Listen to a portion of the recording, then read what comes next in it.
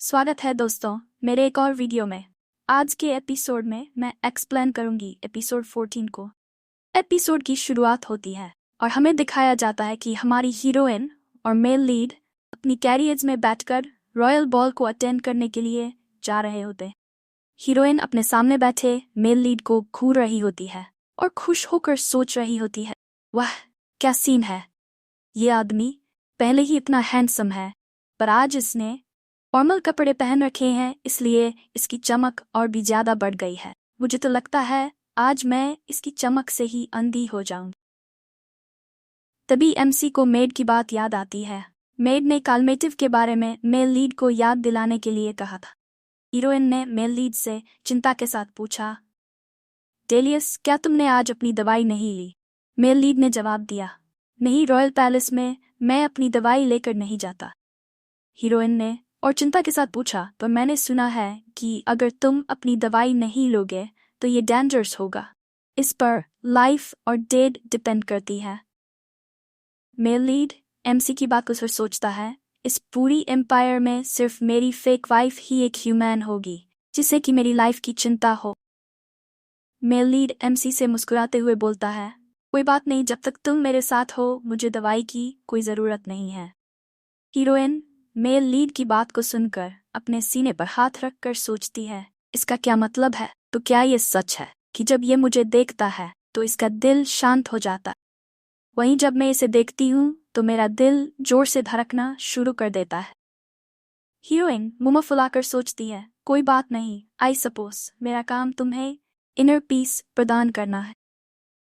फिर MC male lead से पूछती है, लेकिन रॉयल पैलेस में तुम अपनी दवाई लेकर क्यों नहीं जा सकते हो? मेल लीड ने जवाब दिया, क्योंकि वहां मुझे अपना काम करना होता है। हीरोइन ने कंफ्यूज होकर पूछा, काम की वजह से क्यों? जब तुम गिल्ड में काम करते समय पी सकते हो तो रॉयल पैलेस में क्यों नहीं? मेल लीड ने जवाब दिया, क्योंकि रॉयल पैलेस में मुझे जो काम करना होता है वो थोड़ा डिफरेंट तरीके का काम है। हीरोइन को उसकी बात का मतलब समझ नहीं आता है, लेकिन वो और कुछ पूछती इससे पहले ही उनकी कैरियर्स रॉयल पैलेस के बाहर पहुंच जाती।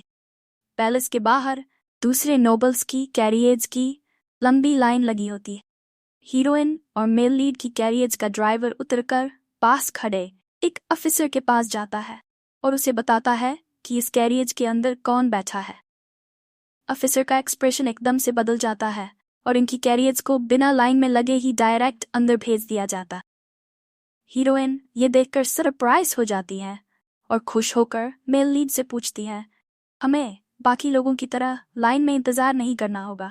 क्या ये भी नाइन नाइट गिल्ड का एक बेनिफिट है, फ्री पास? एमसी अपनी गाड़ी से उतरते समय सोचती है, डेलियस के पास इतनी ज्यादा पावर और अथॉरिटी है, फिर भी ये सिर्फ एक बैरोन है, इसके पास कोई ज्यादा बड़ा टाइटल क्यों नहीं है? गाड़ी से उतरते ही हीरोइन देखती है कि जहां से उनकी एंट्री होगी वहां उनके अलावा और कोई भी नहीं है। हीरोइन कंफ्यूज होकर पूछती है, क्या हम जल्दी आ गए इसलिए यहाँ और कोई नहीं है?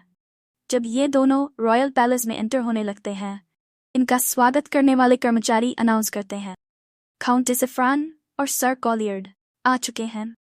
एमसी कॉलियर्ड का नाम सुनते ही घबराकर इधर उधर देखने लगती है और सोचती है, क्या इन्होंने अभी कॉलियर्ड का नाम लिया या फिर मैंने एम्पायर की भाषा समझने में कोई गलती की?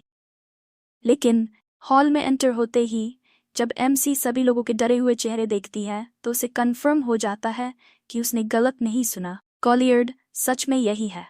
एमसी अपने फेक हस्बैंड डेलियस कॉलियर्ड, जिसे एमसी डेलियस किलर्ड समझती है, का हाथ पकड़कर घबराती हुई बोलती है, डेलियस, मुझे लगता है वो यही कहीं है, पर वो कहीं दिखाई क्यों नहीं दे रहा?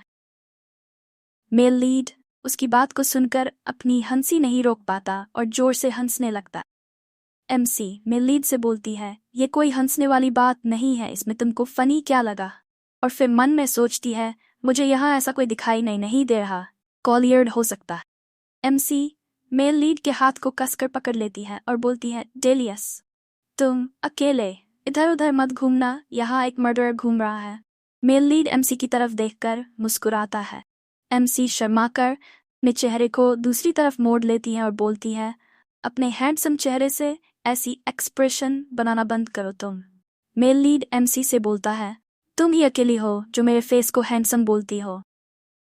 हीरोइन को ये बात सुनकर शॉक लगता है और वो मन में सोचती है, क्या सच में आज तक किसी ने नहीं कहा कि ये गॉड लाइक आदमी हैंडसम है। एमसी कुछ लोगों को देखती है जो उसकी किंगडम सोपैन के होते हैं। उनमें से दो औरतें आपस में बात करते हुए बोली, काउंटेस एफ्रान कहीं दिखाई नहीं दे रही, लगता है उसे कोई हस्बैंड नहीं मिल पाया। तभी हीरोइन मेल लीड के हाथ को पकड़कर उनके पास जाती है और हंसते हुए उनसे बात करती है। दोनों मेल लीड को देखकर लस करने लगती हैं और सोचती है कि ये हैंडसम आदमी कौन है।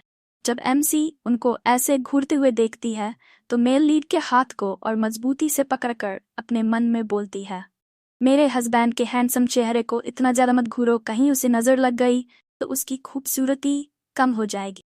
तभी एक आदमी हीरोइन के पास आता है और बोलता है, हेलो काउंटेस एफ्रान, मैं फेबियन फैमिली का नया काउंट हूँ। मुझे नहीं पता था एफ्रान की काउंटेस इतनी सुंदर है। फिर जब फेबियन और हीरोइन आपस में हाथ मिलाने वाले होते हैं तभी मेल लीड हीरोइन के हाथ को अपने हाथ में पकड़ लेता है और उस आदमी की तरफ देखने लगता है।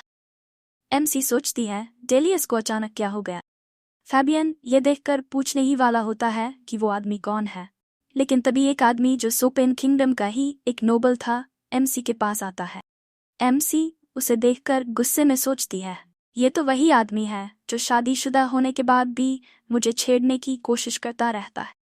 वो आदमी एमसी का मजाक बनाता है और बोलता है, क्या तुमने सच में किसी से शादी कर ली या फिर अपने सुंदर फेस के जरिए हिज मेजेस्टी को सेड्यूस किया।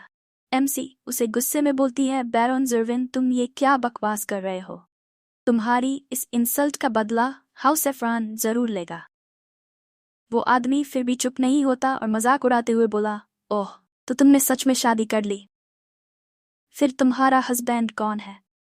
मेल लीड हीरोइन की कमर पर अपना हाथ रखकर उसे अपने करीब ले लेता है और बोलता है, मैं हूं काउंटेस एफ्रान का हस्बैंड। दोस्तों ये एपिसोड यहीं पर पूरा हो जाता है। अब इस आदमी का क्या होने वाला है जिसने एम्पायर के सबसे खतरनाक आदमी की वाइफ के बारे में उसी के सामने उल्टी सीधी बातें की, ये हमें पता चलेगा अगले एपिसोड में। तो मिलते हैं अगले वीडियो में। Thank you for watching.